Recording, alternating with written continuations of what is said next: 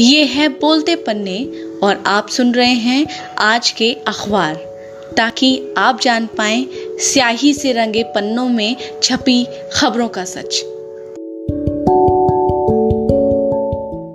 नमस्कार, आज तारीख है 9 अक्टूबर। आज के सभी प्रमुख अखबारों ने इजराइल और हमास के बीच युद्ध के दूसरे दिन हुई 1000 से ज्यादा मौतों की खबर को बड़ी खबर बनाया है।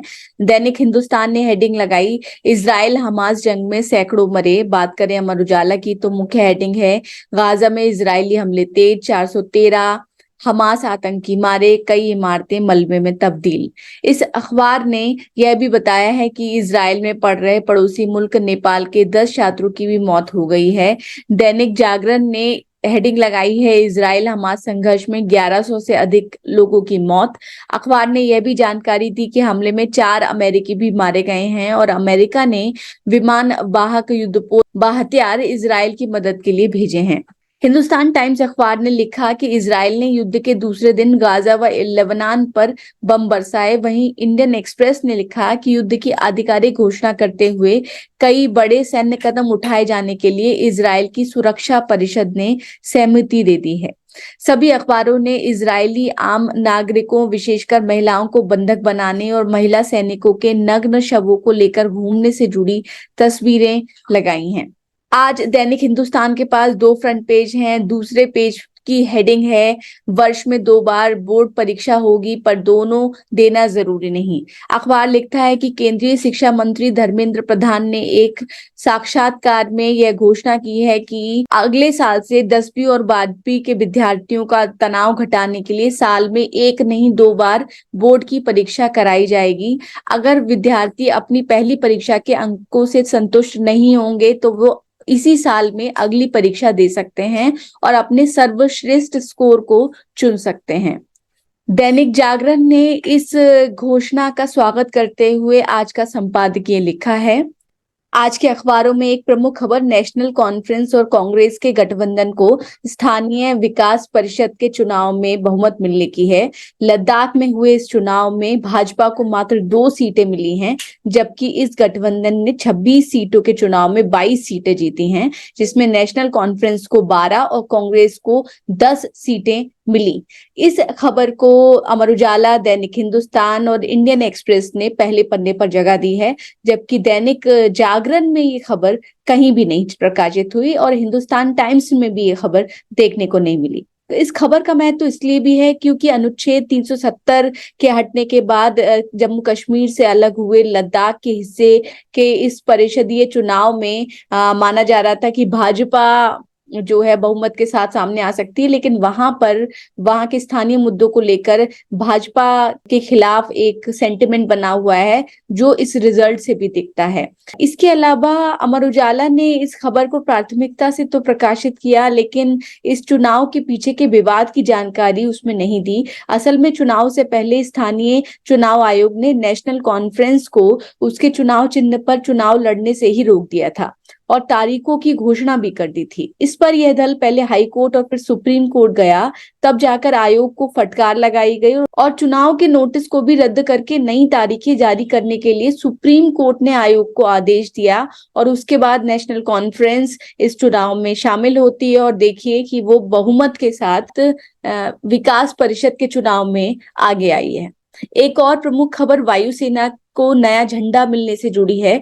प्रयागराज में वायुसेना परेड के दौरान इस ध्वज का अनावरण वायुसेना प्रमुख चीफ वी.आर. चौधरी ने किया। दैनिक हिंदुस्तान ने लिखा है कि 91 साल पहले स्थापित हुई नौसेना अपने औपनिवेशिक अतीत को छोड़कर एक नया ध्वज अपना रही है। तो ये उसी सीक्वेंस में इस को देखा जा सकता है, जबकि बहुत सारी चीजों को औपनिवेशिक अतीत से जोड़कर नए तरह से बदला जा रहा है, जो केंद्र सरकार की एक नई नीति के तौर पे सामने आया है। मणिपुर में जारी हिंसा के दौरान एक मंत्री के आवास पर ग्रेनेड हमला होने की खबर को दैनिक हिंदुस्तान अखबार ने पेज 13 पर छोटा सा छापा है। हालांकि कई अन्य अखबारों में ये खबर एक दिन पहले ही प्रकाशित हो चुकी थी। इस हमले में सेना का एक जवान घायल हुआ है। एक अन्य प्रमुख खबर अमर उजाला ने प्रकाशित की है, जो कि दवा निर्याता कंपनी सन फार्मा से जुड़ी है, जिसने अमेरिकी बाजार में अपनी दवा के करीब 70,000 कार्टन वापस मंगवाए हैं। अमेरिकी खाद्य एवं औषधि प्रशासन ने बताया कि अपनी घोषित क्षमता से कम प्रभावशाली साबित होने के चलते सूखी आंखों के इलाज में इस्तेमाल होने वाली दवा को कंपनी ने वापस लिया है। अखबार ने भारतीय दवा निर्माताओं की खराब होती साख के बारे में जानकारी नहीं दी है, लेकिन हम आपको बता दें कि उज्बेकिस्तान ने पिछले साल कहा था कि भारत में बनी खांसी की एक सिरप पीने के बाद कम से कम 18 बच्चों की मौत हो गई, और इससे पहले अफ्रीकी देश गाम्बिया ने कहा था कि भारत में बनी सिरप पीने के बाद उनके 70 बच्चों की मौत हुई थी।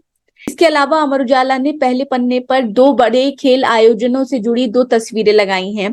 पहली तस्वीर क्रिकेट विश्व कप में ऑस्ट्रेलिया के खिलाफ भारत के पहले मैच में जीत की है, और दूसरी तस्वीर एशियाड के समापन की, जिसमें स्वर्ण जीतने वाली भारतीय हॉकी टीम के गोलकीपर पीआर श्रीजेश ने तिरंगा थामकर भारतीय दल की अगुवाई की है। एशियाई खेल में भारत ने पहली बार 28 गोल्ड के साथ कुल 107 पदक जीते हैं। आज के अखबारों में पश्चिम बंगाल में मंत्री और विधायकों के 12 ठिकानों पर सीबीआई छापे की खबर प्रमुखता से प्रकाशित हुई है। इसके बारे में बताया गया है कि ये कार्रवाई बंगाल में नगर निकायों में की गई भर्तियों में कथित अनियमितता से जुड़ी जांच के सिलसिले में की गई है।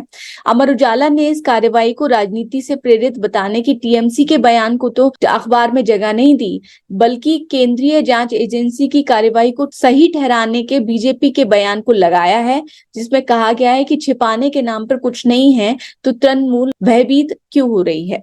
अमर उजाला ने एक और महत्वपूर्ण खबर बिहार के मुजफ्फरपुर से दी है।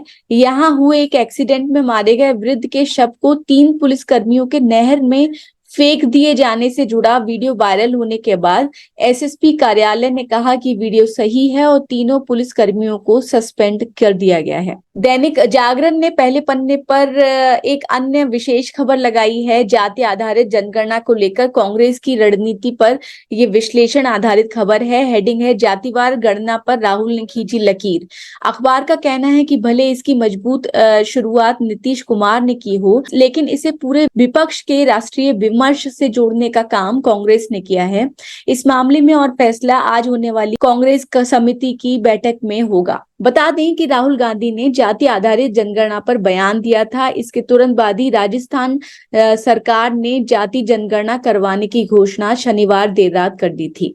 अंदर के पेज पर एक अन्य खबर कनाडा में विमान दुर्घटना की दी गई है, जिसमें 2 भारतीय ट्रेनी पायलट समेत 3 लोगों की मौत हुई है। हिंदुस्तान टाइम्स ने आज पहले पन्ने पर एक खबर कर्नाटक की कांग्रेस शासित सरकार से जुड़ी दी है, जो कि फैक्ट चेक यूनिट बनाने जा रही है। उस पर काम शुरू हो चुका है। इसकी जानकारी राज्य के सूचना व तकनीकी मंत्री प्रियांक खड़गे ने दी। दरअसल जून में सरकार ने कहा था कि वह इंटरनेट पर फैलने वाले गलत सूचना व हेट स्पीच पर नजर रखने के लिए एक फैक्ट चेक यूनिट बनाएगी। यानी बीजेपी शासित केंद्र सरकार की तर्ज पर ही कांग्रेस शासित इस राज्य में भी फैक्ट चेकिंग का काम सरकार संभालने जा रही है। मीडिया विशेषज्ञ ऐसे कदम को पत्रकारिता पर दबाव बनाने के सरकारी तरीकों के तौर पर देखते रहे हैं। एक्सप्रेस ने मणिपुर के सीएम एन वीरेंद्र सिंह के एक्सक्लूसिव इंटरव्यू की संक्षिप्त खबर को टॉप फ्लायर बनाते हुए लिखा है कि हिंसा शुरू होने के 5 महीने बाद सीएम ने दिए इस साक्षात्कार में हिंसा को जातीय हिंसा कहने से इनकार करते हुए कहा कि यह बाहरी ताकतों द्वारा करवाई जा रही हिंसा है, और उन्होंने कहा है कि उनकी प्राथमिकता है कि राज्य में सभी सुरक्षित महसूस करें। अखबार ने यह भी लिखा है कि यह साक्षात्कार 10 अक्टूबर के एडिशन में छापा जाएगा। इंडियन एक्सप्रेस ने न्यूज क्लिक मामले में दर्ज एफआईआर को लेकर एक अन्य महत्वपूर्ण खबर दी है कि किसान आंदोलन चलाने वाले संयुक्त किसान मोर्चा ने इस एफआईआर में किसान आंदोलन को एक गलत तरीके से दर्शाने से जुड़े आरोप का खंडन करा है, और उन्होंने कहा है कि दिल्ली पुलिस की इस कार्रवाई के खिलाफ, जो एफआईआर में किसान आंदोलन के बारे में कहा गया है, इसके खिलाफ वे देशव्यापी रैली निकालेंगे। तो ये थी आज के अखबार की प्रमुख खबरें। आपका दिन शुभ हो। नमस्कार।